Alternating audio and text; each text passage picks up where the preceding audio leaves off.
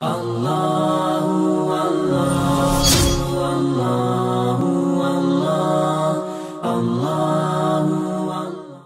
Bismillahirrahmanirrahim. Assalamualaikum warahmatullahi wabarakatuh. Kembali lagi di USA Official. Alhamdulillahirrahmanirrahim, sudah hadir kembali di tengah-tengah kita gurunda kita tercinta Ustadz Suhendi Al-Khotob. Oke, Ustadz, masih di segmen Tanya Ustadz. Karena ada Ustadz. Tanya apa nih? Jodoh apa jin? Tanya jin aja. Kan Ustadz spesialis jin. Ghostbuster gitu ya. Oke, baik teman-teman. Ini mulai banyak lagi nih pertanyaan, terutama dari anak-anak muda nih ya, yang sering kesurupan nih Ustadz. Nah, kan mungkin sebagian suka bertanya-tanya nih Ustadz, kok bisa sih ada kesurupan gitu? Gimana sampai itu jin bisa merasuk ke dalam diri seseorang gitu ya? Nah, sekarang kita akan diskusi, kita akan tanya-tanya sama Ustadz tentang bagaimana jin itu bisa mengganggu manusia gitu ya. Cara-caranya seperti apa? Kemudian apa sih yang menyebabkannya dan lain sebagainya. Nah, mungkin langsung aja nih Ustadz ya. Jin itu Ustadz bisa masuk ke dalam tubuh manusia atau mengganggu manusia, itu kira-kira disebabkan karena apa? Apakah faktor manusianya atau karena memang jinnya kuat gitu? Karena kan ada sahabat yang ketika dia berjalan di depannya ada jin, jinnya kabur gitu. Kalau kita kan kebalik saja, kita jalan ada jin, jinnya seneng gitu kan. Mangsa nih gitu kan. Nah, kira-kira gimana Ustaz? Kenapa jin itu bisa sampai kemudian mengganggu manusia, bahkan sampai ada yang masuk ke dalam tubuh kita? Silahkan penjelasannya Ustaz. Baik ya. Terkait penyebab ya, jin mengganggu manusia. Ini juga harus dibedakan terkait awal kita bahas definisi dulu tentang jin dengan setan. Iya benar. Jadi jangan berarti ketika ada orang diganggu itu selalu jin gitu ya. Bahkan ketika orang sakit tuh pasti jin. Ternyata enggak. Ada juga orang yang minta ruqyah, ada gangguan sakit, padahal kurang piknik. Iya. Ini bukan gangguan jin gitu ya. Bukan karena kurang makan. Iya, atau pengen dapat jodoh gitu ya, pengen kawin lagi gitu ya. Minta ruqyah bukan gangguan jin juga. Ini kita bisa bedakan. Nah, terkait masalah pengganggu tadi itu memang ada yang namanya jin, ada yang namanya syaitan. Kalau jin itu tidak semuanya galak, tidak semuanya buruk juga. Karena jin itu wa anna minas solihuna wa minna duna dzalika kata Allah. Ada jin ketika menceritakan dalam ayat Allah yang Allah ceritakan kepada kita, itu ada yang soleh juga. Ya, ini yang jahat berarti ya. Maka yang jahat namanya syaitan. Dan lagi-lagi syaitan tuh enggak hanya berbentuk jin loh. Syayatinal ins wal jin. Manusia juga ada yang jadi setan. Bukan setannya menyerupai manusia kan Ustaz? Bukan. Jadi manusia itu setan sendiri. Sifatnya jadi setan. Nah, kita bahas berarti ini adalah syaitan. Jadi jin yang jahat berarti syaitan. Kenapa mereka bisa mengganggu manusia? Yang pertama, ya ini adalah penting buat kita, adalah bisa jadi karena dicintai jin. Wah, takut. Ada akhwat, ya, ada akhwat. Tidurnya sering bermimpi ya, berhubungan badan. Ternyata dicintai jin. Jadi ada jin yang suka kepada dirinya. Kenapa? Bisa jadi salah satu sebabnya ketika di toilet, mohon maaf, tidak baca doa, berlama-lama di kamar mandi itu ya, di toilet. Kemudian setelah keluar, bisa jadi ketika bercermin, mohon maaf, busananya tidak rapih, dia melihat kita. Atau ketika suami istri berhubungan badan, kemudian setelah itu selimutnya malam hari terbuka, kemudian setan melihatnya. Karena setan itu kan innahu yarakum, dia melihat kita dalam surah Al-A'raf ayat 27. Ya. Tapi kita tidak bisa melihat mereka, min haitsu la tarawnahum kata Allah Subhanahu wa taala. Jadi kalau mereka melihat kita itu bisa telanjang di toilet. Makanya kalau masuk kamar mandi apa doanya? Allahumma inni a'udzubika minal khubuthi. Berlindung dari gangguan. Berhubungan badan, Allahumma jannibna. Juga berlindung dari mereka. Karena mereka tuh senantiasa tadi tidak pernah lelah, tidak pernah letih mengganggu kita. Jadi ada dia mencintai. Atau juga ada yang kemarin di Banten tuh pernah kejadian, justru malah ada kena sihir, jinnya suka sama si pasiennya. Gitu. Jadi karena cinta. Karena cinta jin kepada manusia.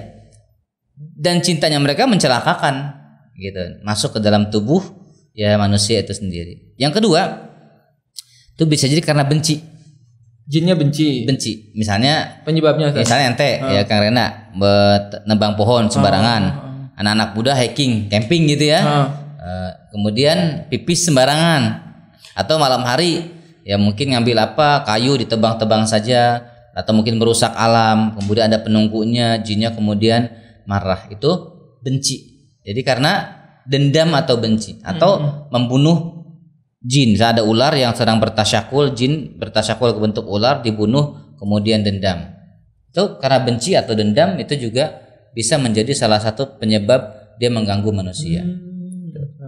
Yang ketiga itu selain tadi cinta, benci, itu biasanya titisan, turunan, nasab. Anak ini sebetulnya baik-baik saja, tidak bersekutu dengan syaitan, tapi nenek moyangnya, kakek neneknya. Nah, akhirnya apa? Anaknya melihat syaitan, melihat jin tadi, kemudian malas ibadah, emosional, artinya emosian gitu ya.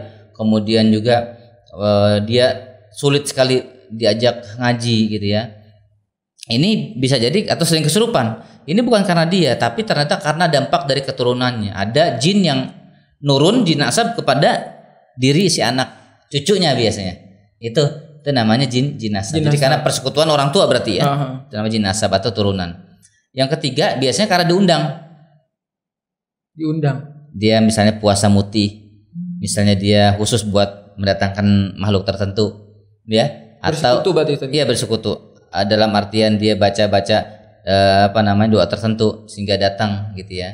Kemudian juga ada yang misalnya punya jimat, dia punya isim itu diisi oleh ada jinnya begitu ya, dan dia kemudian terlibat dengan hal itu juga menjadi salah satu penyebab.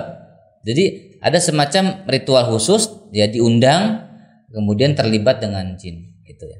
Itu beberapa penyebab jin mengganggu. Atau khodam itu dia belajar tenaga dalam, yang diisi gitu ya tubuhnya, atau mandi kembang, ada gurunya begitu ya. Kemudian dia bisa menghadirkan khodam itu pelayan, sehingga jin itu bisa disuruh-suruh.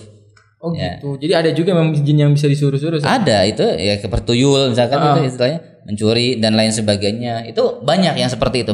Jadi ada karena cinta, dendam, turunan, atau karena sihir juga bisa. Iya benar kan. Jadi orang gitu ya, kemudian beli sihir atau beli santet gitu ya, kemudian dikirim, itu juga kan namanya sihir. Itu kemudian diganggu, ada korban. Nah, korban ini berarti kan dia kena kemasukan karena diganggu jin karena sihir. Itu ya beberapa hal penyebab manusia diganggu oleh jin. Ada beberapa hal tuh, banyak sekali ya.